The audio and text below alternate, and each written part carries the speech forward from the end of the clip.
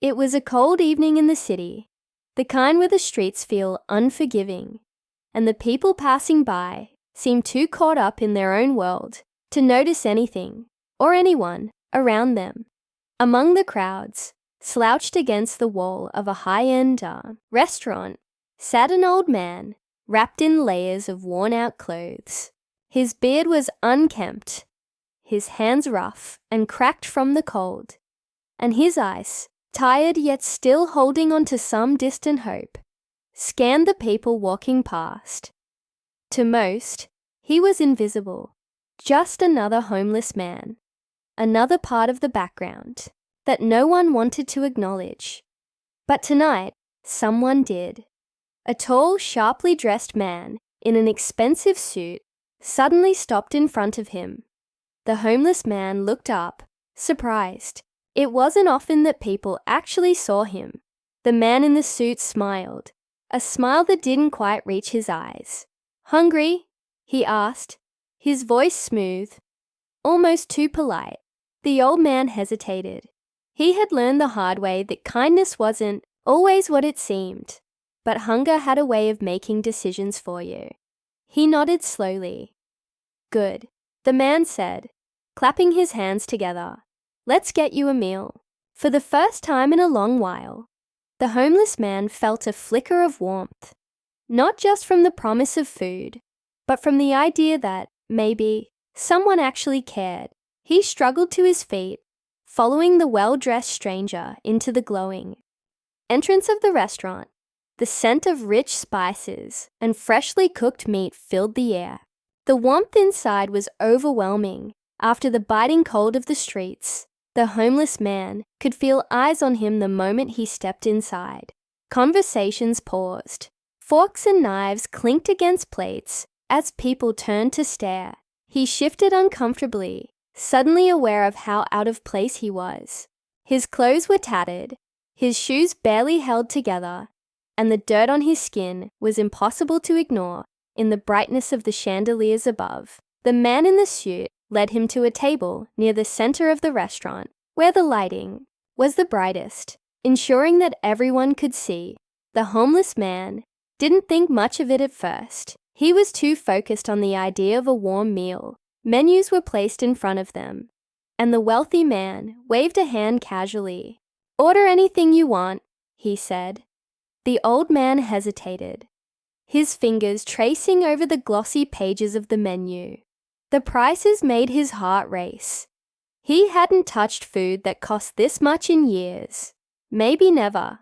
Was this real? I'll just have a soup," he mumbled, suddenly feeling small. The man in the suit laughed, loud enough for people nearby to hear. No, don't be shy. Tonight you're eating like a king." Something about his voice sent a shiver down the old man's spine. There was something almost amused in the way he spoke. But he pushed the thought away. Maybe this really was just kindness. Maybe he was just overthinking it. The waiter came, and the man in the suit took control, ordering the most expensive dishes on the menu: steak, lobster, fine wine. Things the homeless man had only ever seen on TV screens through the glass of shop windows. As they waited for the food to arrive, the man in the suit leaned in, resting his elbows on the table. "So," he said, his voice dropping slightly, "what's your story?" The old man wasn't sure how to answer. Where did he even begin? How do you explain the years of pain, the losses, the moments where everything fell apart? He opened his mouth, but before he could speak, the man continued.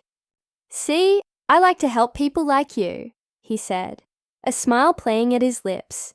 "People who, well, let's be honest, don't have much left." There was something unsettling about the way he said it, but the homeless man ignored it. Maybe it was just the man's way of talking. Maybe this was just how rich people were. Then the food arrived. Plates of steaming, perfectly cooked dishes were placed in front of them. The homeless man's mouth watered at the sight. his stomach aching in anticipation. "Go on," the man in the suit urged. "Eat!" The old man picked up his fork, his hands shaking slightly, and took a bite. It was incredible. The flavors burst in his mouth in a way he hadn't experienced in years. For a moment, everything else disappeared. The cold, the loneliness, the hunger. But then, a sound pulled him back to reality, laughter. Not just from the man in front of him, but from other tables. People were whispering, smirking, glancing at him with amused expressions. The man in the suit leaned back in his chair, swirling his wine glass. "You know," he said, loud enough for others to hear. "It's funny, really, how life works. One day, you're just like everyone else. And then, poof, you end up begging on the streets." The homeless man froze, his fork hovering over his plate. The warmth from the food vanished, replaced by a sinking feeling in his chest. "Tell me," the rich man continued, still smiling, "at what point did you lose everything?" More whispers, more quiet chuckles from nearby tables. The homeless man's heart pounded. He looked down at his plate, suddenly feeling sick. Was this a joke? A game?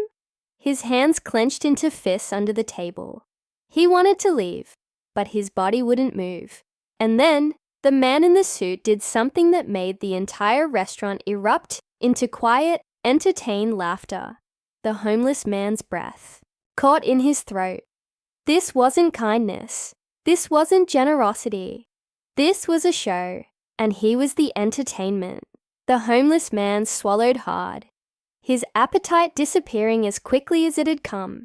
He could feel the heat rising to his face, not from the warmth of the restaurant, but from the humiliation creeping up his spine. The laughter around him wasn't loud. It was hushed, the kind that people tried to stifle, but couldn't hide. The kind that cut deeper than words. He glanced around, his gaze meeting the amused smirks of diners who had paused their own expensive meals just to watch the scene unfold. They weren't looking at him with pity. They weren't looking at him with kindness. They were looking at him like he was some kind of spectacle, like he wasn't a person, just a moment of entertainment in their otherwise routine evening. The man in the suit took another sip of his wine, watching him closely. "Come on," he said, his voice smooth, but edged with something sharp. "You're not upset, are you?" The homeless man lowered his gaze to the plate in front of him. He wanted to keep eating. He wanted to ignore everything. Focus on the meal. Pretend this was just dinner. But the words lingered. The laughter lingered. And suddenly, every bite felt like swallowing shame. The man in the suit leaned forward, lowering his voice, just enough so only the two of them could hear. "You should be grateful," he said, smiling as he tapped his fork against the edge of his plate. "People like me, we don't usually do things like this." The homeless man finally looked at him, really looked at him.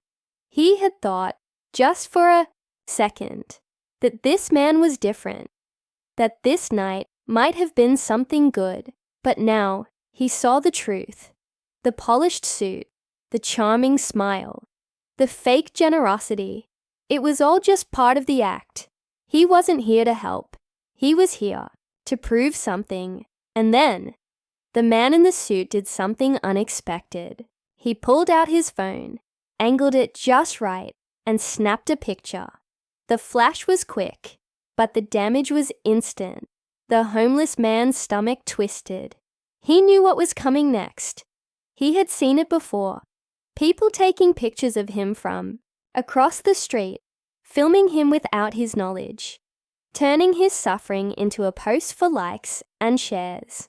He had never understood why people did it, why they thought his pain was something to show off. The man in the suit smirked, tapping on his screen. "This'll make a great story," he mused, almost to himself. "A millionaire paying for a poor man's dinner. Inspiring, right?" The homeless man's hands curled into fists under the table. His chest tightened. He wasn't angry. Not yet. But something inside him was shifting. "That's what this is about?" he asked quietly. His voice was hoarse, rough from years of shouting into the cold winds of the street, from asking for help and being ignored. "You did all this? For a picture?" The man in the suit laughed, shrugging. "What? You think I just do charity for fun?" He leaned back in his chair, gesturing around the restaurant. "You think any of these people actually care about people like you? They like the idea of helping, sure, but the truth?" His voice dropped to a whisper, his eyes gleaming with amusement. "The truth is, they just like feeling better about themselves." The words hit like a slap. The homeless man had been through a lot. He had lost jobs, lost his home, lost friends who had once promised to stand by him. But somehow, this felt worse, not because of the insult, not because of the laughter, but because, deep down, he knew there was truth in what the man was saying. For years he had watched people walk past him, pretending not to see. He had seen them cross the street to avoid him, had felt the sting of their judgment in the way they clutched their bags tighter or quickened their pace. But worse than the people who ignored him were the ones who pretended to care, only to turn around and use him for their own gain. And now, here he was, sitting across from a man who had spent hundreds of dollars on a meal, not out of kindness, but for a performance. The homeless man exhaled slowly, staring down at his plate. The food that had once seemed like a gift now felt like a weight pressing down on his chest. But then, something changed. A voice, small but steady, rose inside. Him? No, not this time. Not tonight. For too long, he had let people decide what he was worth. He had let them look down on him, speak for him, treat him like he was less than human. But he wasn't. He had a name. He had a story, and he wasn't going to let this man turn him into just another post on a screen. Slowly he pushed the plate away. His appetite was gone, but his resolve was stronger than ever. He sat up straighter, meeting the man's gaze with steady eyes. "I don't need your food," he said, his voice calm but firm. The smirk on the man's face faltered for just a second. "Excuse me." The homeless man stood up, his chair scraping against the floor. "I said, I don't need your food." He glanced around at the watching faces, the people who had been laughing just moments ago. "And I don't need your pity either." A silence settled over the restaurant. The laughter stopped. The amusement faded. The man in the suit chuckled, shaking his head. "Oh, come on. Don't be dramatic. I did something nice for you." The homeless man looked at him, really looked at him. "No, you didn't," he said quietly. "You did something nice for yourself."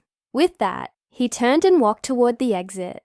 His legs felt unsteady, but his heart felt lighter than it had in years. And as he stepped out into the cold, into the city that had forgotten him so many times before, he realized something. For the first time in a long time, he didn't feel invisible, and he never would again. The cold air hit him like a wave as he stepped outside, but he barely noticed. His mind was racing, his heart pounding in his chest. He had walked away, left the food, left the humiliation sitting at that table, but the weight of what had just happened still clung to him.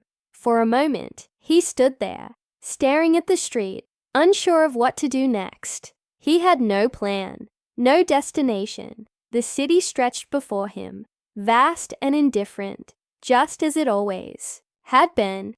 But something was different now. He was different.